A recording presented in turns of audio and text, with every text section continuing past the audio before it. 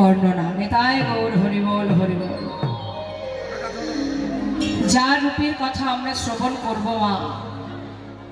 হরে কৃষ্ণ।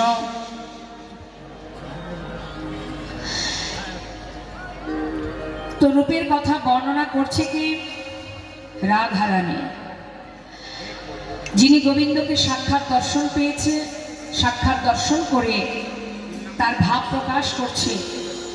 বধূকে দর্শন করেছে, কেমন ভাবে দেখেছে। এখন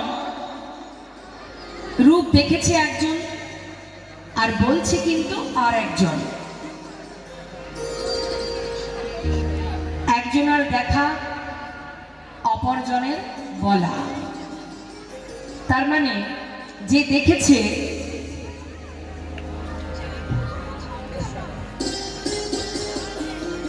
হরিবল হরিবল।